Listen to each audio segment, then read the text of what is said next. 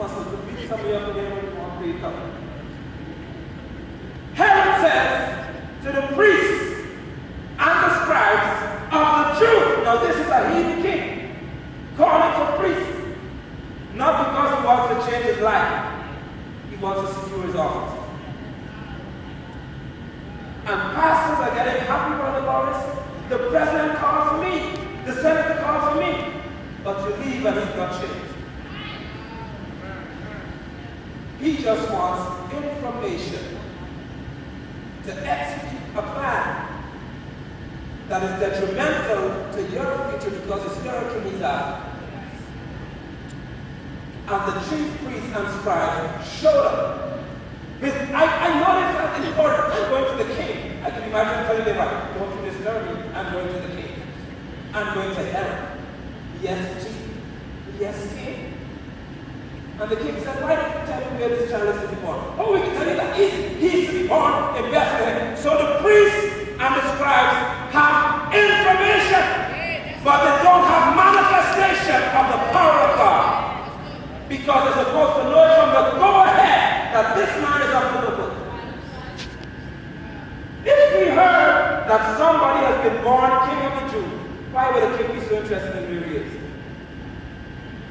They know that as far as the rules of Rome are concerned, there is only one in charge.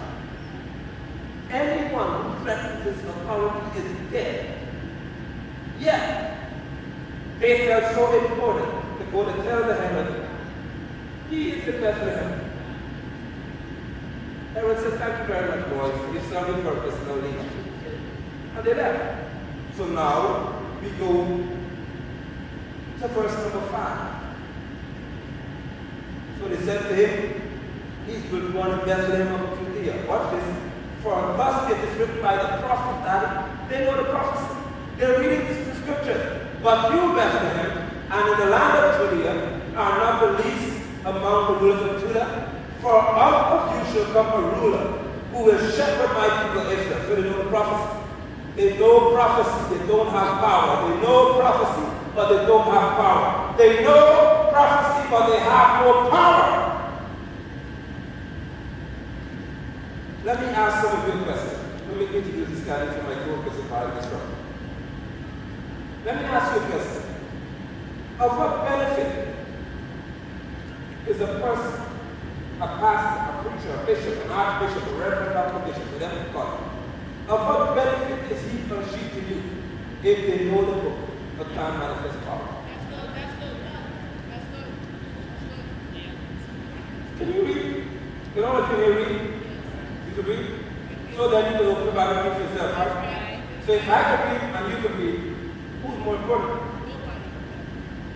Just check it. I'm just checking. Okay.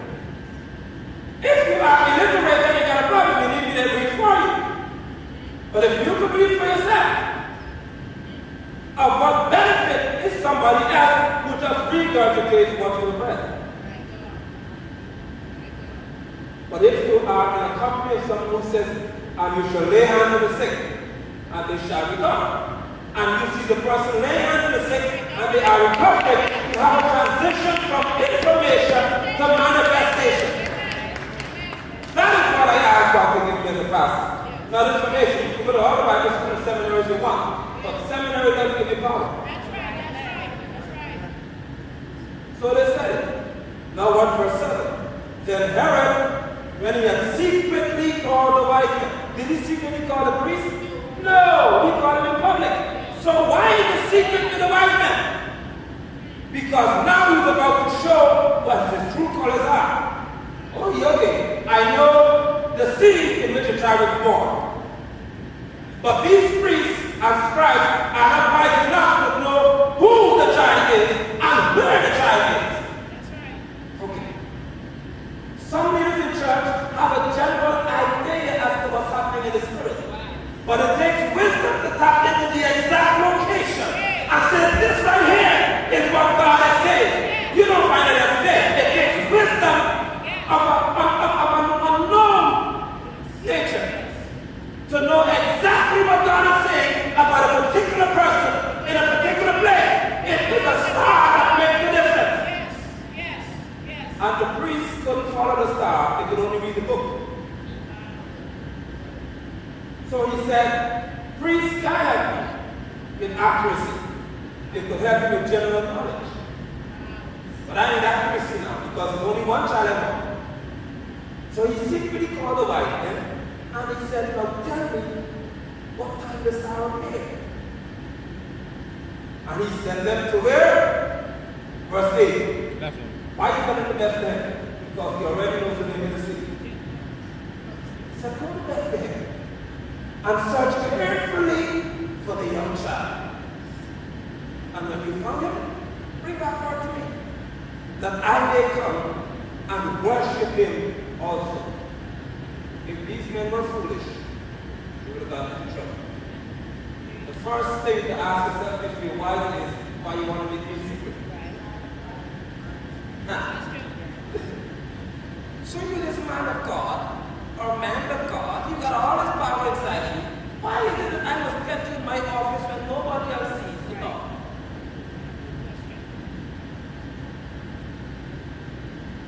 Why can't I acknowledge who you are in public? But some of you here feel so important when you call to the office, not knowing that it's a setup. Because if I could know where you are, I know, Herod knows he doesn't have the information, nor does he have the wisdom to detect and follow a star. But he has authority. He's trying to use his authority to get information. Yes. Okay. So what is this pastor talking about at this church every day that makes you want to go so much? Come to see for yourself. Where you are before. You don't have to have a car with a driver. This is the address. 233 Freeway Drive East Orange, New Jersey. Isn't that hard to find? If you ever been a bad boy, it's right across the court. So you remember it used to be locked. So come and find him. Why must I tell you what he's saying? Why you can't come to hear for yourself? No, it's all right. Just tell me the things he said. Oh, okay. Oh, I got to read that one. Oh, I have to read that one too. Ooh, I got to read that one. Because if I come in public and show that I have the intention to support what I curse, it will be too healthy for my office. Wow. Okay. So Herod says, come and let talk in secret. And I want to worship too. So why is that left? You're going somewhere today. When they had heard the king, verse 9, they departed and behold the star which they had seen in the east went before them. Till they came and stood over where the young child was. When they saw the star, they rejoiced with exceedingly great joy because they understand manifestation. Verse 11. When they come into the house, they saw the young child with Mary his mother, and fell down and worshipped him.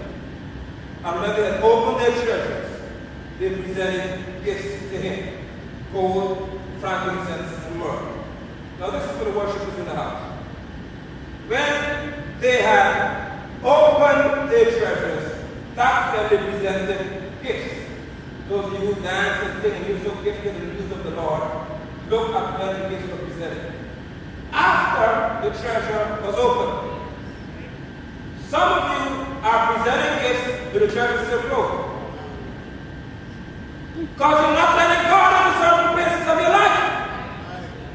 So God, I will sing at the bottom. Because this part is not getting out of me. And God said, I'm waiting for the treasure to be open. It's not until you begin to be exposed, you're ready to be used. That's good. All right, so you're kingdom. What is that? Some of us want to be used while we cover. We want to be used while we have deep-seated stuff that we know is not beneficial for any part of here. Imagine this stuff over here. So we come to church, we play the drums, we play the keyboard, we play the bass, we play the sax, we play stuff because we're gifted.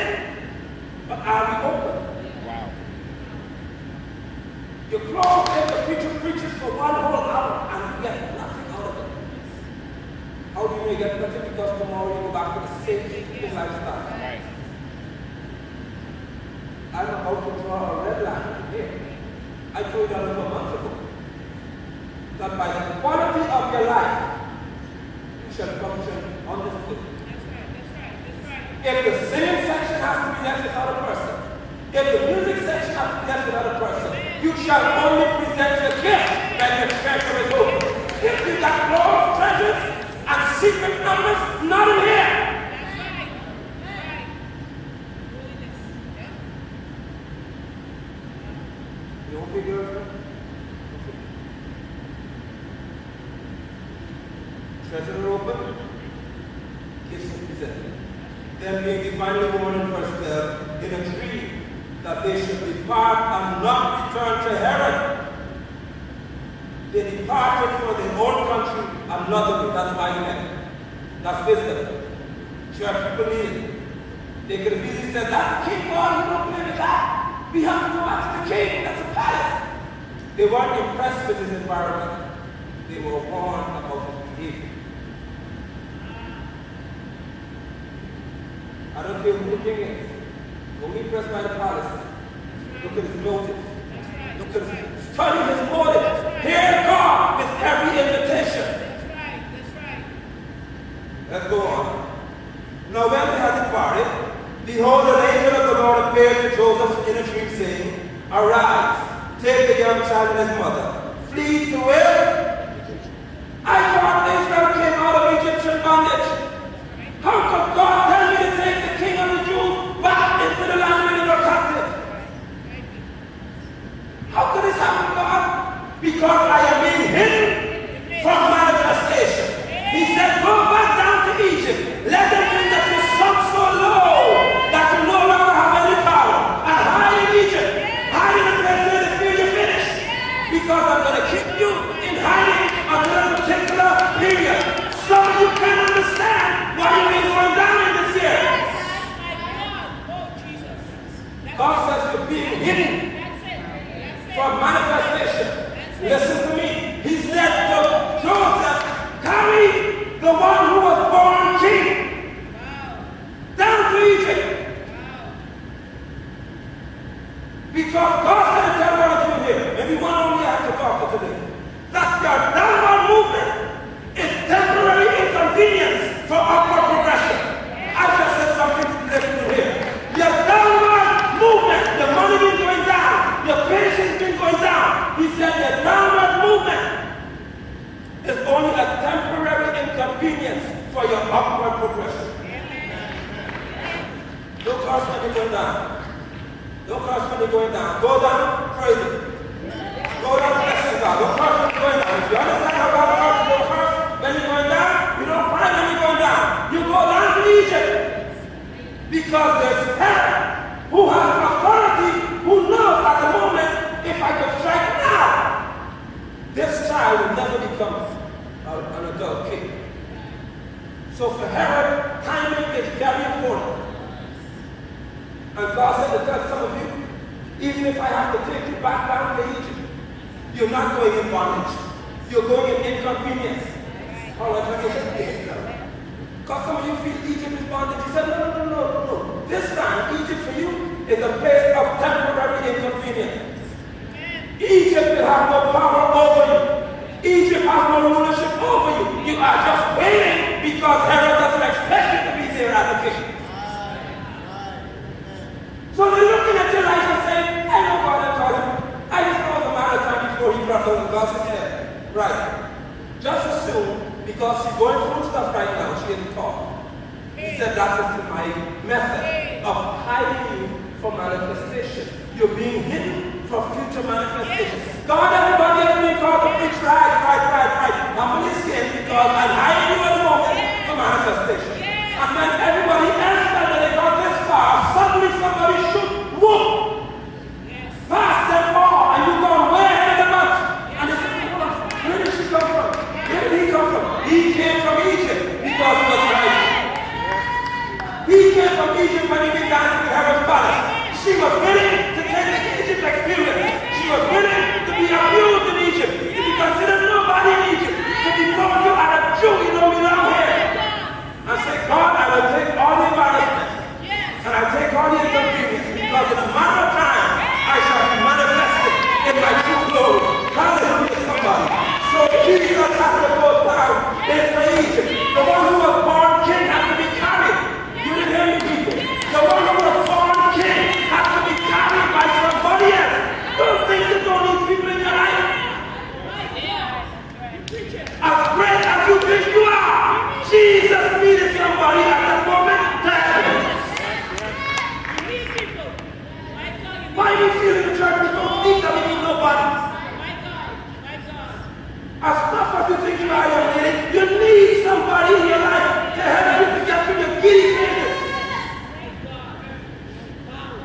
Jesus, born king, being worshipped by wise people, yet he couldn't help himself to get out of trouble. God had to give his father Joseph a dream and say, take this boy who is going to save your life one day, but now he needs you to save him. Carry him to Egypt. Take him down. Go ahead and go man. He said, take him down. And you say, God, how come my father take me down so low? It is necessary because you've been hidden from manifestation. God said, I don't care who I use in this season to get you down to Egypt because you need Egypt. You need Egypt. Egypt is a critical stage before manifestation. Egypt is a waiting place. Egypt said, I shall be patient. I will be still. And I will know that you are God. I relax myself. I don't feel useful. I feel useless. I feel like nobody cares for me. But Egypt is necessary. God, I'll take Egypt. God, I'll take Egypt. I'll go for this Egypt, Lord. I'll take it. I'll take it. I'll take it, Jesus. Egypt is hard, but I'll take it. Egypt is rough, but I'll take it. They don't want to use me to preach. They don't want to use me to say it. They don't want to use me to do anything, but God, I'll take it. I'll take Egypt. I'll take Egypt. Because if you're too hurried to get out of Egypt, you'll be dead before you manifest it. I'll take Egypt. I'll take my Egypt experience, Lord. Yes, yes. Let him call me all the names in the book. Let him say nobody. Let him talk about me in the most disrespectful and decadent manner. Let him say I'm useless. Let him say I'm just crazy. Let him say I'm a whack or whatever they call me, Jesus. I will take Egypt for as long as I have to. Because one of these days, Lord, one of these days, one of these days, one of these days, and Herod is on the throne, flaunting his power. Herod is on the throne saying, yeah, these wise men are coming back to tell me where this boy is. And when they come back, I will take care of business. I will kill him. And God said, as much power as my son in a manger may have, and as much power as my son in a house may have, he's not prepared for Herod at the moment. And some of you have chosen to take on some Herods in your life when you're not prepared for it.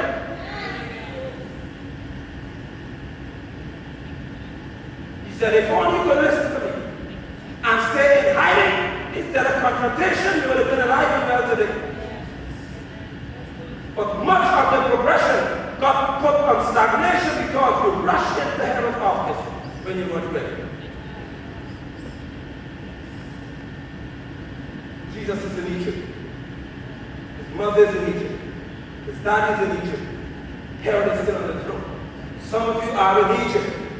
Some of you are in Egypt saying, God, I feel low because Herod is still on the throne. That sickness is still reigning in your body. That man is still driving you crazy. That woman still having committed sexual sin after sexual sin. Your anger still takes the better of you. Something in your life has control over you, but God said, I cannot manifest you with Herod on the throne. And you can't understand why you're fighting. Some of you is the computer. Pornography got you wrapped up. Strapped. Man and woman. Because you're not right if you don't have sex with a man in person. You're still wrong if you're looking at it online and feeling good about it. Because it's all about getting the pleasure from it. And God said, even that is a heaven. And he said, I'm sending you down to Egypt so that you could wait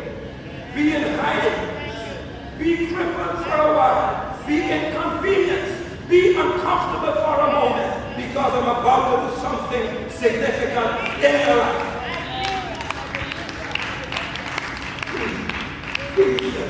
Because Herod received the young child to destroy him. When he rose, he took the young child and his mother, verse 14, by night, and departed for Egypt, and was there until the death of Herod, that it might be fulfilled which is spoken by the Lord, that says, out of Egypt I call my son. Out of Egypt I call my daughter. Out of Egypt, God said, I put you back down to the place where I want to call you from. And some of you can't handle the emotion. You always want to be like an eagle flapping your wings around the place. God said, get used to it. You need to be called from Egypt. Because when I call you from Egypt, you'll appreciate what I'm going to take you. I can't call you from the mountain because you think you got yourself there. He said, I put you down in Egypt first, son. You're my boy, but you still have to go through where your people went through. Where did Israel come from? He said, how could you be born king of the Jews if you never know what the Jews went through? Right. How you could be calling yourself a pastor of people when you can't know what the people been going through? Right. Most of what you find, I face first. Yeah. So when you come to me, I just say, oh, I didn't do that. I walked that road before. Oh, yeah, okay, I understand. It's not as bad because I'm still here. I've been through it before. Jesus could only be qualified to be king of a people who he understood his suffering. Right. So he went down to Egypt, and the father said, welcome home. Because this is where people started from. They started in a place where they were nobody, where they were not of use to anyone. And I made them great. They fell back into captivity. So now for you to become their king, go back to where they came from. And show them that you went to where they were, but you weren't bound by what they were bound by. You left Egypt free, you lived in Egypt free, you entered free, you lived free, and you walk out free. He said, because you're not an ordinary king.